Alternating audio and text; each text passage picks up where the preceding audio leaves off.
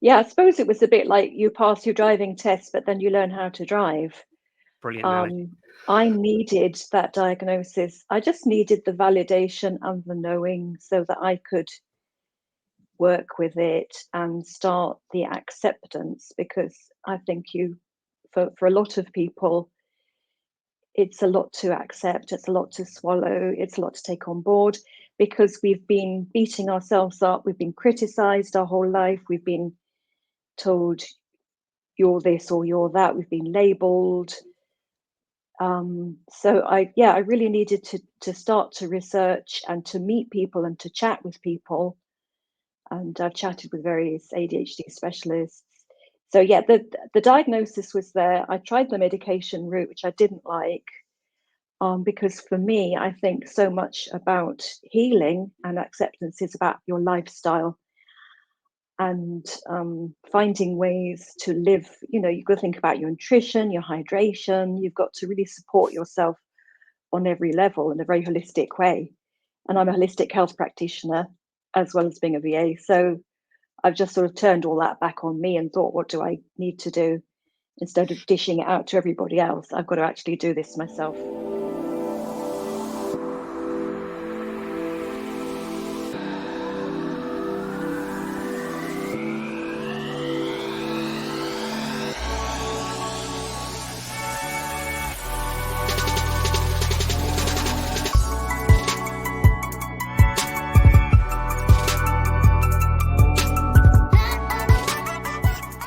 So it really was a very late diagnosis. I was diagnosed last July and I turned 55 a couple of months before that. And it's funny because people talk about late diagnosis as being maybe age 30 or 28. And I'm thinking, well, this is very late, extremely late diagnosis. And this came about because I've been, obviously, I hang out with a load of other business owners who are my age and maybe younger, a bit older. And one person in particular, Emma Worley, she heads up a very big community for women business owners, shared her experience very openly with all of us. And then I met other women. Other women were going, well, yeah, me too, me too, me too. And she started up a new community for women with ADHD in business. And at that point, I was a maybe ADHD. To coin the name, that's the name from my ADHD coach, Charlotte Dover, I was beginning to think, oh, well, I do that. I experienced that. It was like joining all the dots together. And yeah. Was that kind of like a light bulb moment when you started realizing, like you mentioned, oh, I do that, I do that, I do that. Yeah. Did it feel like, I always remember my first kind of realization of understanding the word dyslexia, and it was the age of 35, 36, I think it was. And it was that moment when I felt that it was the first time that someone was speaking to me, like really speaking to me and understanding. And it was one of those moments, they do these cartoons where someone sort of goes off and daydreams about something. That it just felt like everything had paused. And suddenly I was listening to this information. I was thinking, oh, why didn't I know this before? Yeah. Yeah. And I think it takes you off. If you're like me, you go away and read about it. And I do that typically, ADHD thing of hyper focusing on things and researching. Yeah. Did you find, I speak to a lot of people before, and they mention, if someone was diagnosed straight away, if you broke your leg, for instance, they would say, okay, the process is we need to put it into plaster, and then after so much time, we then reassess it, and then it gets fixed. With the diagnosis, did you feel that you had to do a lot of? I mean, you're obviously, but someone that would loves to research. I take it you're someone who loves to research anyway. Totally. Yeah. But Yeah. did you feel that you had to kind of start researching yourself to really kind of understand it more? And I know we're continuously still learning about it, but did you feel that just because the diagnosis was there, it didn't answer all the questions? Yeah. I suppose it was a bit like you pass your driving test, but then you learn how to drive. Brilliant analogy. I needed that diagnosis. I just needed the validation and the knowing so that I could work with it and start the acceptance, because I think for a lot of people, it's a lot to accept, it's a lot to swallow, it's a lot to take on board, because we've been beating ourselves up, we've been criticized our whole life, we've been told you're this or you're that, we've been labeled. So I really needed to start to research and to meet people and to chat with people. And I've chatted with various ADHD specialists. So yeah, the diagnosis was there. I tried the medication route, which I didn't like, because for me, I think so much about healing and acceptance is about your lifestyle and finding ways to live. You've got to think about your nutrition, your hydration. You've got to really support yourself on every level in a very holistic way. And I'm a holistic health practitioner as well as being a VA. So I've just sort of turned all that back on me and thought, what do I need to do? Instead of dishing it out to everybody else, I've got to actually do this myself and really walk my talk. Absolutely, and it's a wonderful thing to say, and I guess we don't think sometimes, what are our triggers of this? How are we helping? And I mean triggers. It could be food, or it could be the environment that we put ourselves in. It could be willing or not willing in that aspect, whether it's work environment, personal, or friends, or whatever those things are. And I think you're right. Is if I'm right in saying that, to understand these triggers, or understand these environments you put in, or understand what your diet looks like, or understand the rest periods that you're given, you're given to yourself. They're so important, aren't they, to for someone to be able to manage it. Totally, because you need a framework, and also you need a framework that works for you as an individual. So it's the working out. Like I've always been one of those hangry people, when you're hungry and you get irritable.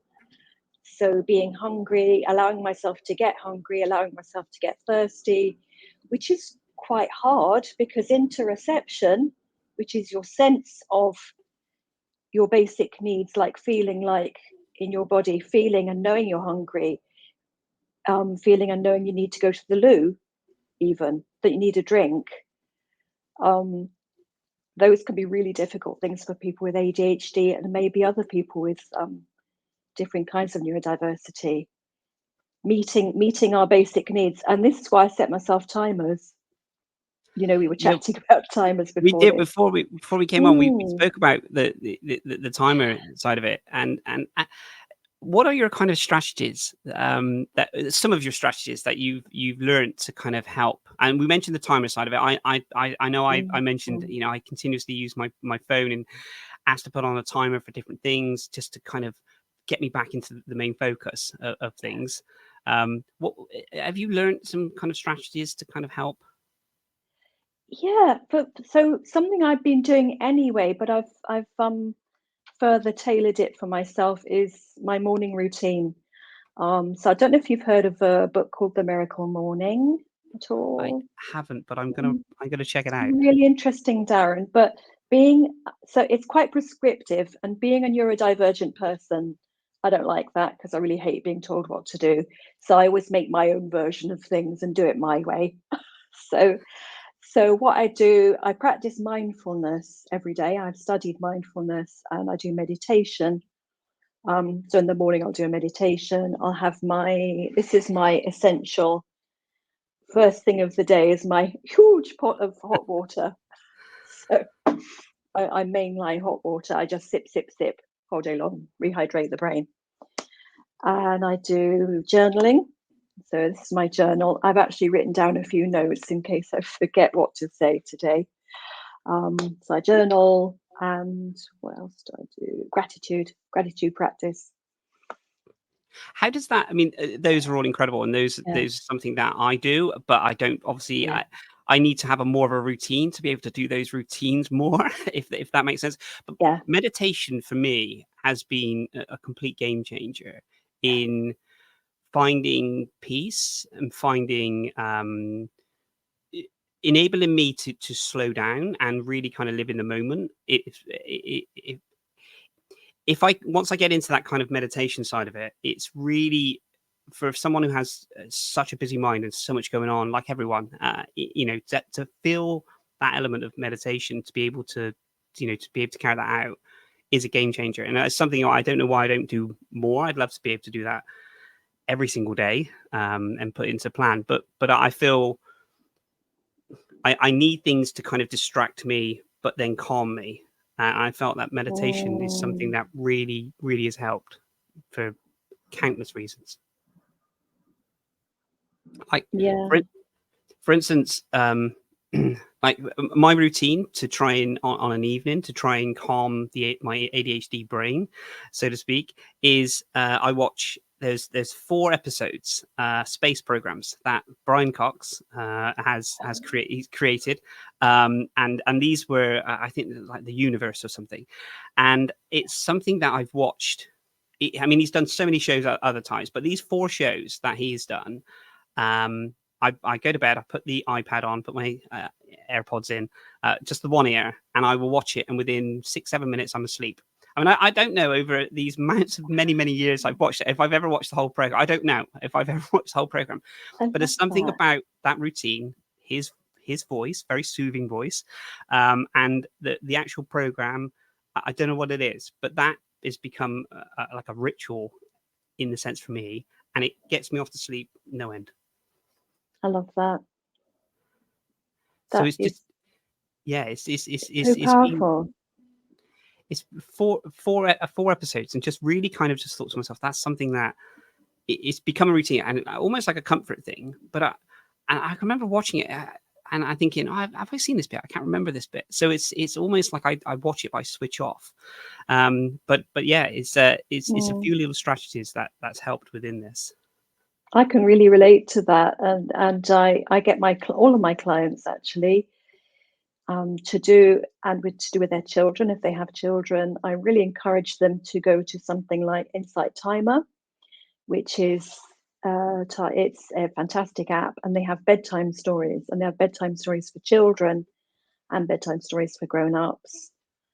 And because I think for a lot of us, as you say, it's a comfort. It's that word comfort. Yeah. I think anything that can kind of, I guess, make you feel like, for me, I know when I can kind of switch off for that. That's almost like that. It's okay, Darren, you can switch off. You can, this is your time to just kind of relax. Otherwise, I will, be in a situation where my brain is just continuously working overdrive. And as you mentioned, hyper focus in this sense. So if I was to try and start a project before I went to bed, all I would be thinking about is, I mean, done that. Yeah. So what got you into, if you don't mind me asking, what got you into the incredible line of work that you're doing? And now it's amazing that you've been able, after kind of the ADHD diagnosis, that you've really kind of been able to help your ADHD. What kind of got you into that kind of line of I guess lifestyle? If you use the holistic lifestyle, healthy lifestyle. All my work, it's funny, when I look back, all of my work is very much aligned with my own experiences. So it's as though my life purpose is to teach through experience. Yeah. And I don't know, have you ever done your life path numbers? Have you ever done numerology? I can't even say that. Numerology. I've done I don't know if I've done numerology. I'm also a Reiki practitioner. Oh, so am I. See, I don't know. I shared that, but I am. So I deal with energy in that side of it. But I genuinely feel I don't know if I've done numerology. I know of it. I know how fascinating it is. It's really interesting. If you can figure out how to do your life path number, it can be very revealing, because I did mine when I started working. Oh, here comes my dog. Sorry, got to let the dog in. He's just come back from his walk. Hello, darling. I started working with a brilliant business coach who's become a friend, called Suzanne Mountain. And Suzanne Mountain, as one of my first tasks, she got me to work out my life path number. And I was like, really? What is this? I didn't know anything about it, but it's adding together. I think it's adding together the numbers of your date of birth. So I did that and I went, oh, 33 master teacher. It's the Christ number.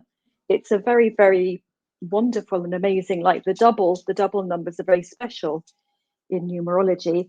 And it's the master healer teacher. So, wow, I've kind of followed that path without knowing it. Or subconsciously you knew that, and that's what's drawn you into that.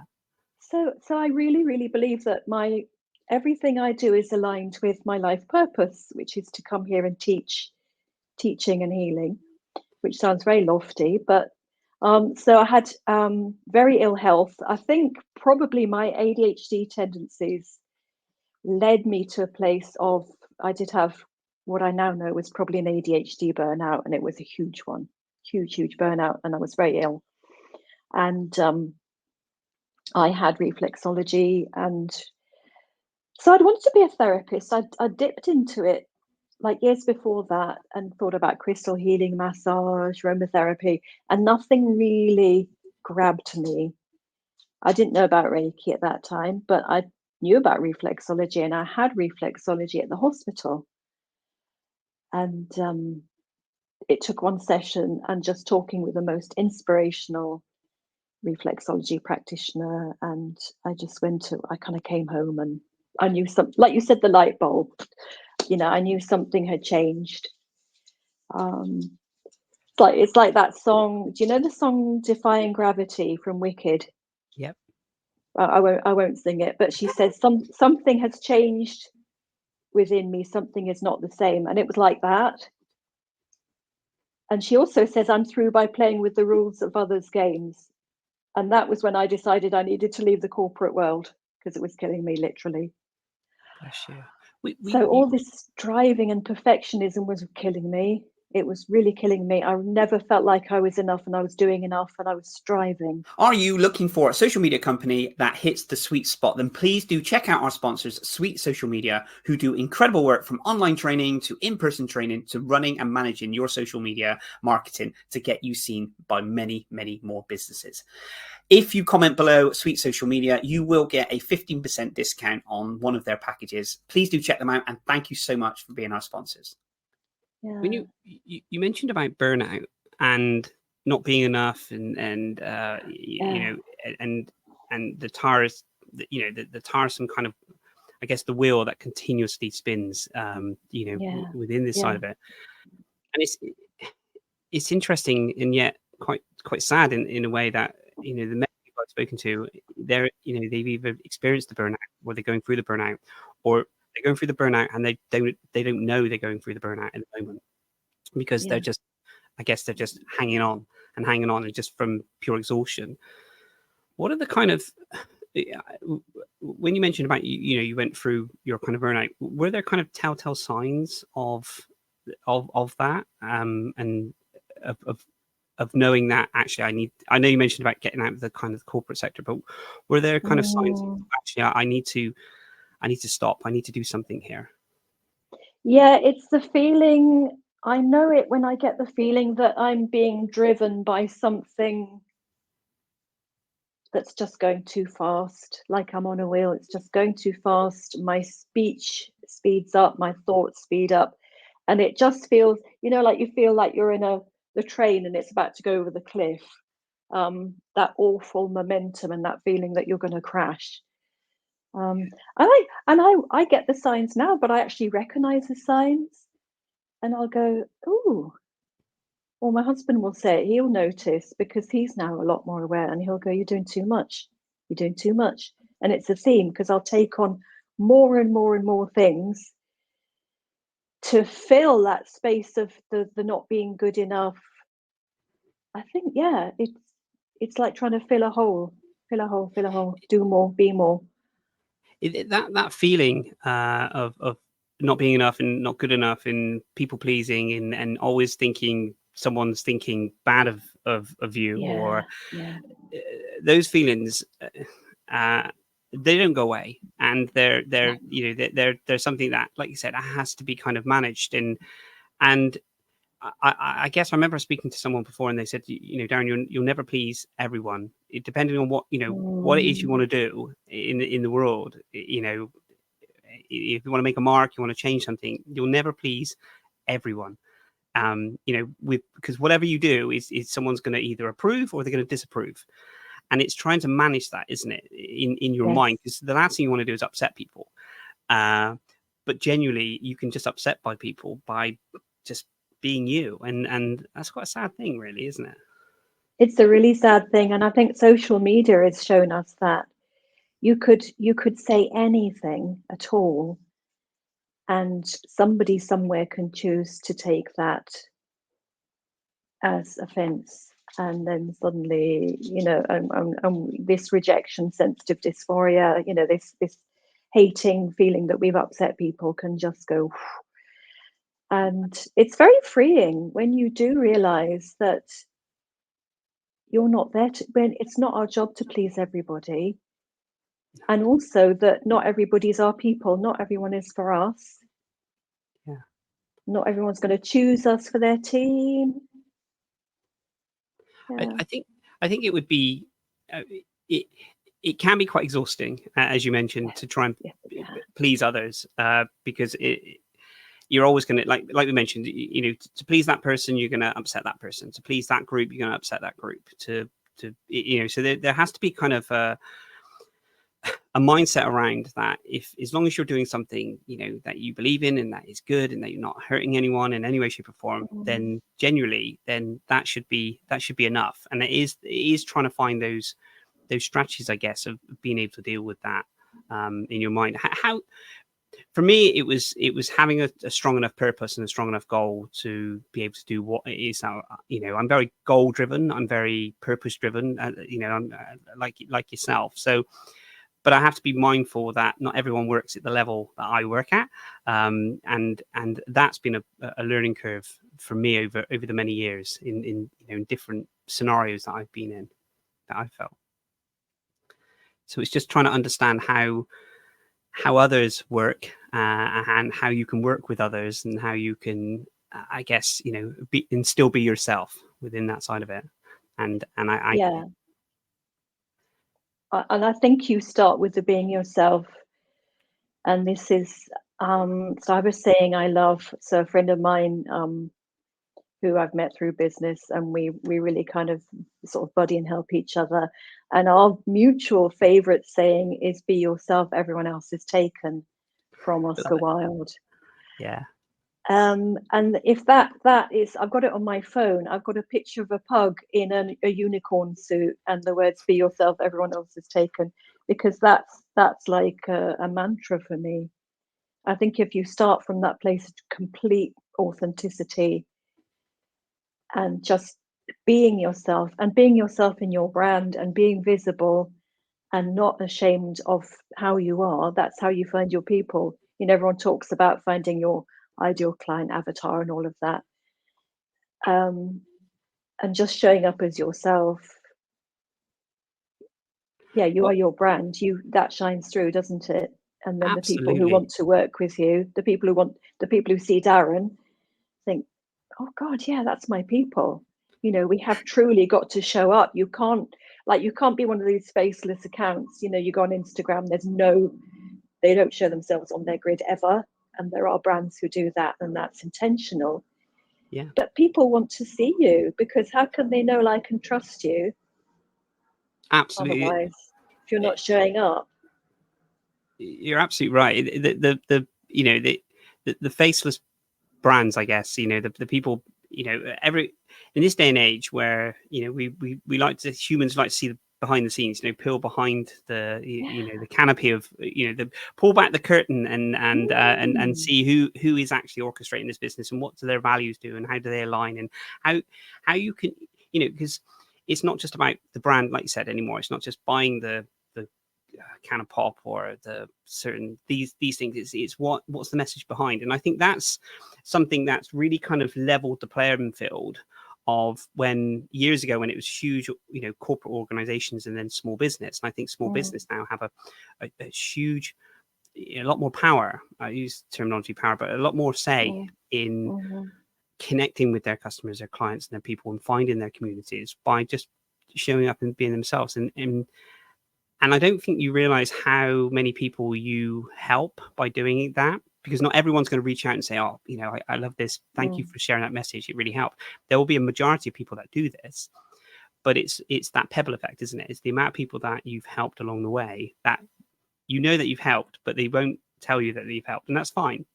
Yeah, and I think that's being your authentic self. Yeah, and you will get the people, the people who will lurk without commenting. They may not ever comment or like a post, but years later, they might just send you a note out of the blue, or they may come as a client. They may say, wow, I've been watching you for 7 years, or I've had your business card in my drawer for 7 years, or whatever. And I just love what you're doing.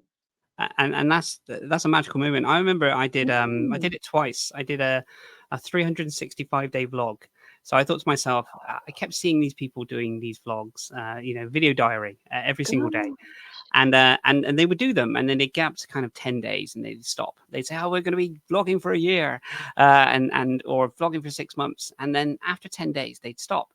And because I have this kind of competitive nature in my, thinking, what if I just vlogged for a week? And I was thinking, what if I vlogged for a month? What if I vlogged for a year every single day? Could I do this? And I did. And I did it twice, actually, over a couple of different periods of time. And it was funny because I did a whole year of vlogging. So every single day, without fail, wherever I was, whatever I was doing, I vlogged. And it was many years later, and I was at a business expo show, and someone came up to me. It's like 5 years after I'd done it, and they said, "Oh, you're the vlog guy," and I was like, "What?" And they're like, "Oh, I loved your vlog. I loved you. This," but I never knew because they didn't ever comment. We never connected, but they just knew that was the thing. And I think that's, not saying you have to do a vlog every day, but that authentic self of putting yourself out there has connected with an individual or several individuals. And I think that's the magical moment. It's a really magic moment. And if you do that without the ego and the expectation of getting 20,000 new fans, this is where things like that will happen. That's really magical. We created lots of businesses over the years, and some's been really successful and some not really got off the ground, and some's been great. And there's been so many learnings, from that. I love the magical side. When people say, actually, we haven't got a huge following on socials, or we haven't got this, or I'm not as confident as this. The magical moment is when you're being able to create something when there isn't a huge amount of audience watching. And I think that's because the minute the huge audience comes on, your demeanor and the pressure changes, because you actually think, now I need to provide for this amount in a certain way to be able to do this. And yes, there's certain planning and stuff like this, but that I don't think people realize at the start. There's such a magical moment where you're just in this infancy of creating something because that's you and that's what you believe and that's what you want to do. And then, if you want the growth, you can get the growth. But I think that it all comes down to that authenticity, isn't it? That being yourself. And I know it can be quite vulnerable. You can feel quite vulnerable putting yourself out there, but I think it's people don't realize that magical time when they're doing these things. And I think a lot of people say to me, I couldn't do what you do. I couldn't put myself out there.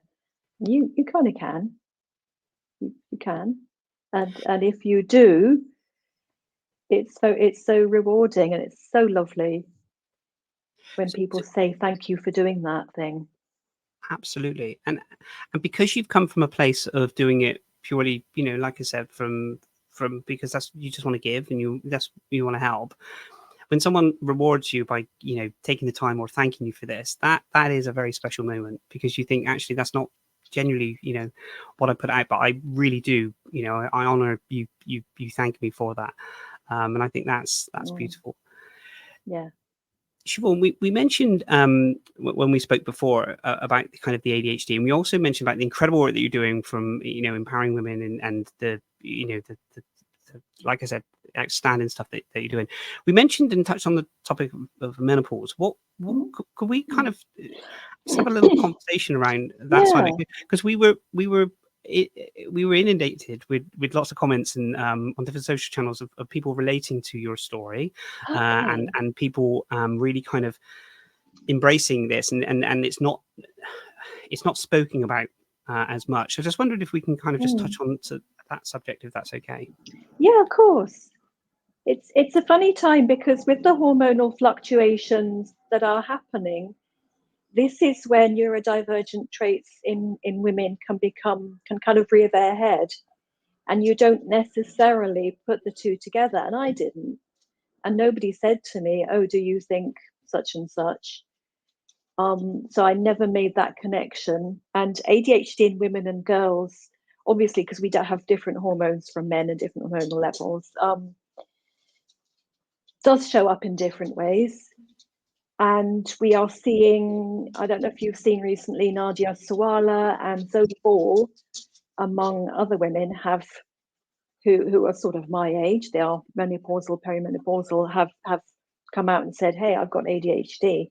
And this is no coincidence, because that's just got missed, because we don't always act in the same way as men who have ADHD. It can show in different ways. It's an interesting, it tends to sort of come to a head in a not entirely lovely way for us mentally and emotionally when our hormones are dwindling and sort of fluctuating. And you mentioned, the fact of kind of with the ADHD, you didn't go down the kind of you spoke about the kind of the medication side of it, and then actually said from a holistic point of view, this is what I'm going to be able to do and manage the diet and lifestyle and everything else, which is definitely incredible way of really kind of understanding how to best serve your body and in that side of it. With regards to kind of the menopause side of it and the ADHD, is that something now you have to kind of, I guess, manage, I guess, differently in a way, or is it still the way that you manage all other aspects of your life? So I think I mentioned to you in our when we were talking before we set this up, it was a very strange time, because really things came to a head for me. I think probably the pandemic prompted things to come to a head. I wasn't able to see my clients here. You'll see I've got my gong. I've got my gong singing bowls. I have clients here. I'm doing reflexology. I'm doing Reiki. So it was an unusual time, because but as I said to you, it burned a hole in my confidence, because that was taken away from me, and my work is a huge part of my life. It's my life purpose. It's a part of my identity. So I think with those things falling away, I definitely had a long dark night of the soul and a real crisis of confidence and identity, and not knowing about ADHD at the time.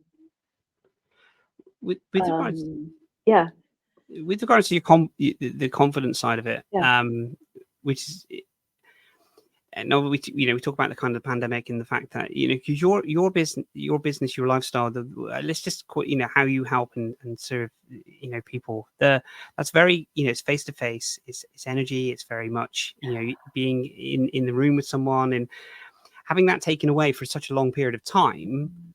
I can imagine it's because that's what you live and breathe. That's what you're incredibly great at. What you mentioned, that was kind of quite a dark moment within that side of it. How did you be able to kind of navigate? Did you still try and practice in that way, or I mean, I know it's difficult. I did a bit. I created some recordings. I don't have the most fabulous recording equipment, but I did some recordings of sound baths for people, and I suppose it was like a kind of vlogging. I created some lives on Facebook and then put them onto YouTube, talking about like the real basics, like how to breathe, because obviously everybody was very, very stressed. So I did some clips on how to breathe. I did some clips on loving kindness meditation, metta, which is about, it's about the connection we have with ourselves and the whole of life. Self-compassion, acceptance, all the things that I knew people needed at that time. So I did sort of keep things going a bit. Which Yeah. would have been, on one aspect, really, really needed for people at that period of time to be able to hear, you sharing this. And on the other side, it's it's for you to think, actually, I'm really struggling, but I need to be able to do this. So it's incredible that you continue to serve in that way and be able to help and support, because, like I said, that was a real tough time for everyone in that sense. And for you to, when you're feeling the lack of confidence and all of these things, I think it's incredible that you were able to think, okay, so I need to do this, and help, even if you weren't in the right frame of mind, so to speak. Am I right in saying that? Yeah, and I think obviously it helped me as well. Yeah. I won't just pretend it was a completely all about everybody else. I was part of that, and yeah, just sharing. I hope I was sharing my vulnerability and normalizing that it is okay to feel really scared and not okay. And yeah, you got to normalize these things. We're all vulnerable, aren't we? We all are. struggle. You mentioned breathing, which is something I'm thinking about now. Just mention the word breathing. Yeah. Suddenly, I'm Remember like, to breathe. I always remember I was doing a video and I was walking and I was doing this video and I was talking, and someone said that I was someone commented underneath, "Oh, you're a bit unfit" or something, which was very nice comment. And what I found is, I was thinking, I'm not, because I was running, I was keeping fit and exercising. But what I didn't realize, it was the nerves and the anxiety was making me feel like short of breath whenever I was speaking, and I couldn't grasp why I was not able to really fully breathe. And I've done this whenever I've done, like, the early years when I was doing sort of keynote talks or talks. I remember talking, you mentioned about talking fast, and I was like, and I felt like I was just sort of breathing from here and not here or wherever it is. Yeah. But how important is being able to just breathe, but in a controlled, is it a controlled manner, a relaxed manner? What would you say? It's an art. It is an art to breathe, and I also sing. I've sung my whole life, and I'm not having singing lessons at the moment, but I have had singing lessons from a couple of different teachers for long periods of time, and it's all about your breath. So it's all about the diaphragm and the belly, and it's all about the larynx not being up here. When people talk a bit like that, and it's also about that. Or from the nose. A lot of people like the Disney voices. It's quite kind of nasal. So it's all about making your larynx, keeping your larynx low and relaxed. It's where your tongue is in your mouth. It's your diaphragm. Breathing is such an art. It's such a science. And I won't pretend I'm an authority on it by any means. No, but you're a lot more knowledgeable than I am within this. But it's so interesting, because I remember someone saying to me, I never really fully breathe. And then when I've done some breathing exercises in the past, and I felt actually it hurts to breathe, or it's quite strenuous. And I'm thinking, this is just something that we do every day, and then there's breathing, and then there's breathing. And I'm sure there's so many, probably a science behind it, or health benefit or something behind it. Yes, there is. What is it? Does it kind of, what would you say the benefits of that? So it's in something like yoga, they talk about the breath being the bridge between the body and the mind. And of course, when you do yoga, you do pranayama, which is breathing. It's breathing exercises. So doing different breathing exercises has different benefits. So there's the alternate nostril breathing, where you're holding, you're switching sides. And I think I hope no one's watching who's a yoga teacher.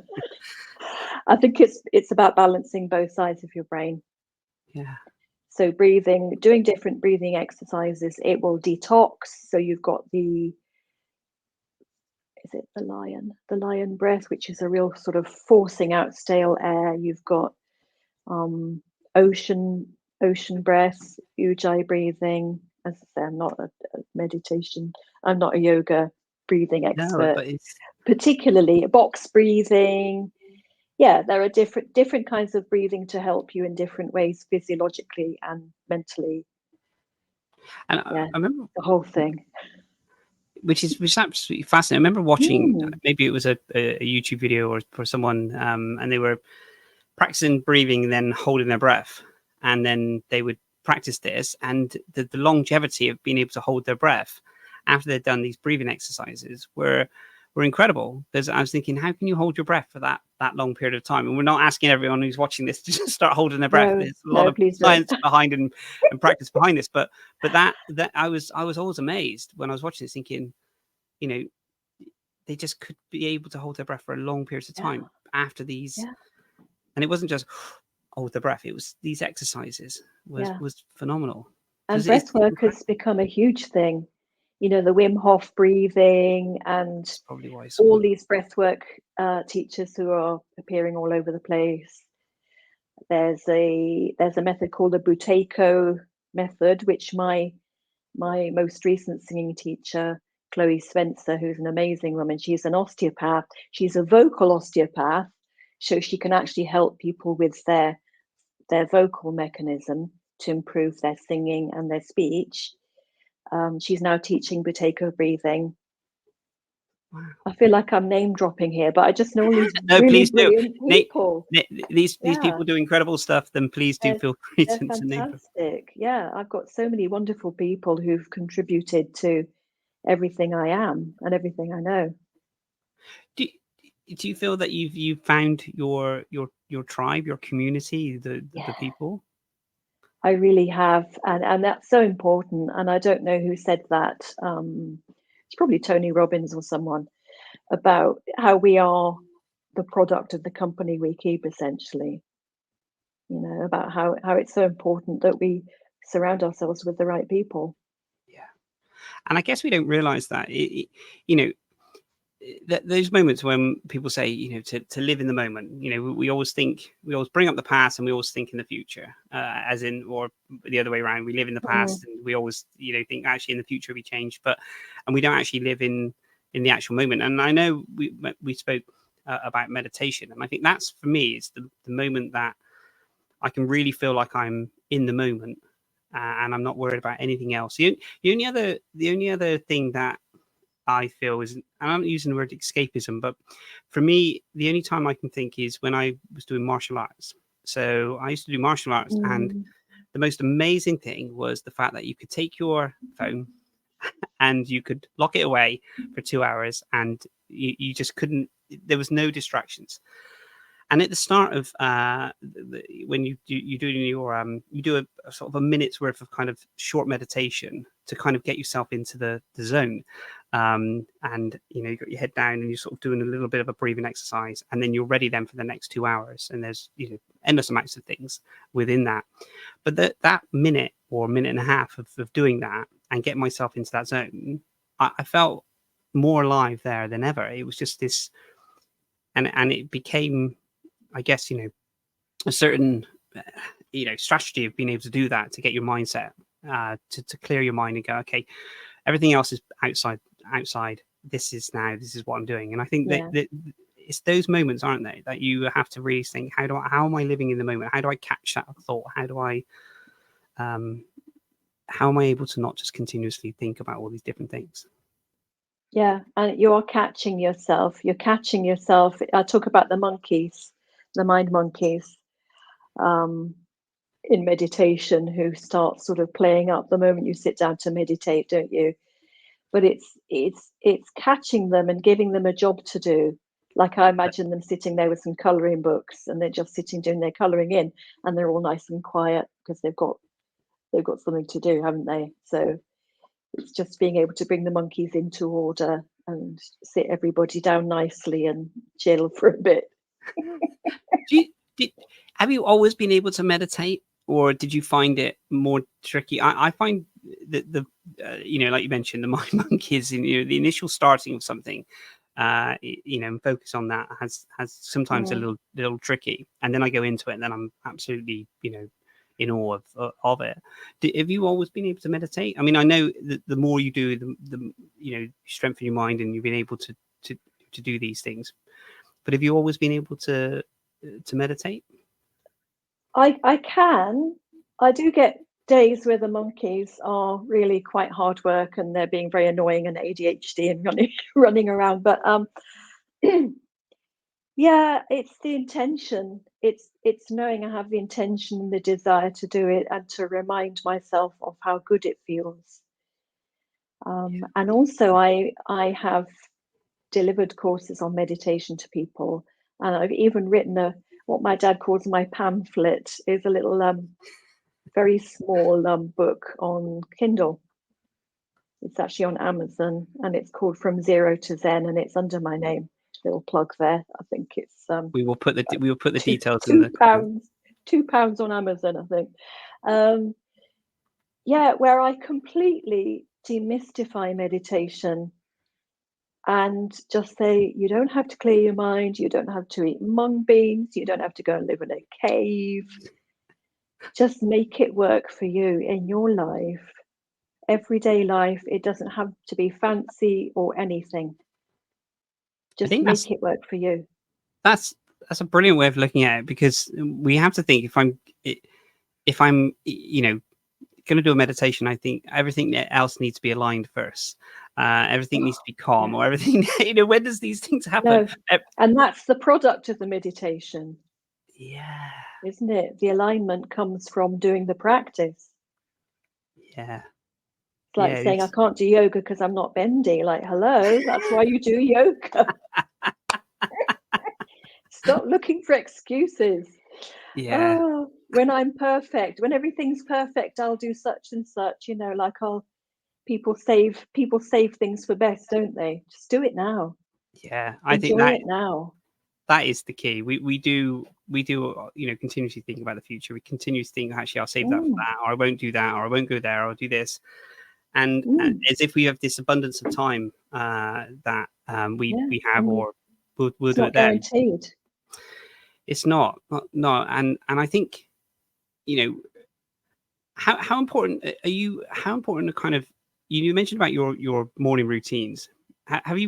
When did you set those routines up? Because I've got so much admiration for people that have routines.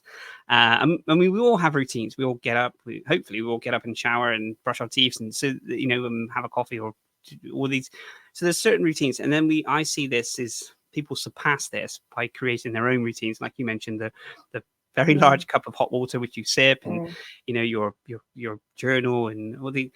When did you start implementing those things, or is it something that you've always just done? Can you recall when you really thought, actually, I'm going to make these a part of my life now? I think it was someone in my network, and I can't remember who it was, on Facebook, who they must have written about the miracle morning, and I thought, ooh, because one thing I've always struggled with is routine, and not just doing everything willy-nilly slapdash because it's all very exciting and I have to do it now. Driven by that, my ADHD fizzy brain, as I call it. So I bought the book, and then I started to do it, and then I joined the Facebook group. Then I got really disillusioned because everybody was saying, I get up at 4 and I run 10 miles, and then I do 100 push-ups, and people were being very, very prescriptive about, you must do it. If you don't get up at 4, you're a loser. Which is such a shame, because it's not at all what was intended by the writer.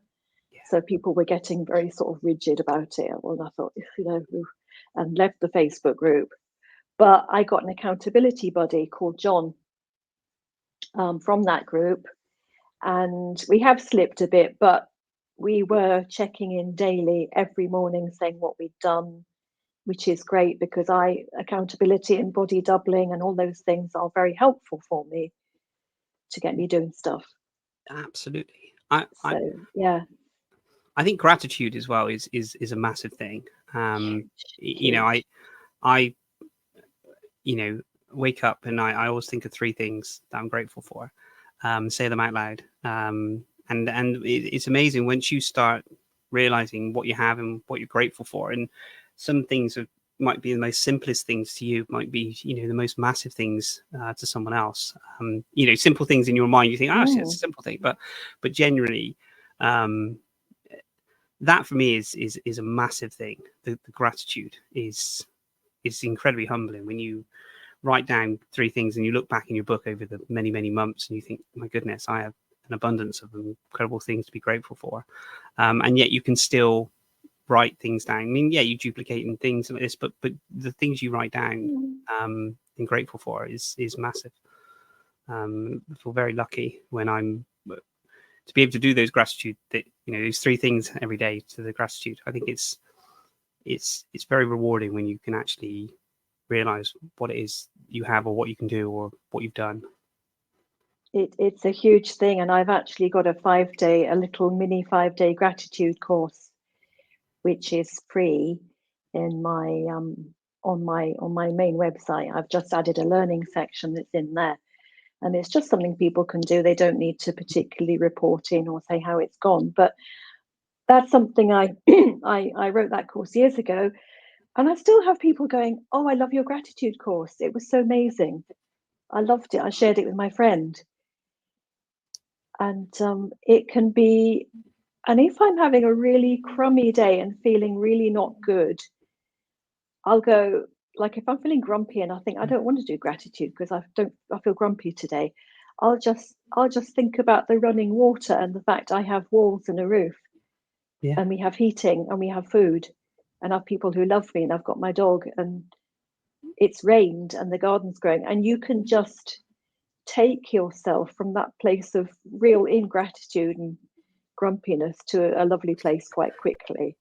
You most certainly can. Siobhan, we're coming up to the end of our talk, and this is why I love doing these neurodiversity stories, is because we start on one topic and then we go off into another topic, and this has been a beautiful conversation, because what I felt is that when you mentioned about being your authentic self and talking about things, and this is where I feel the conversation's really talked about the incredible work you do in meditation and gratitude, and we talked about ADHD and everything else as well. But I want to say a massive thank you for taking time out to speak with us today. It's been an absolute pleasure and a joy.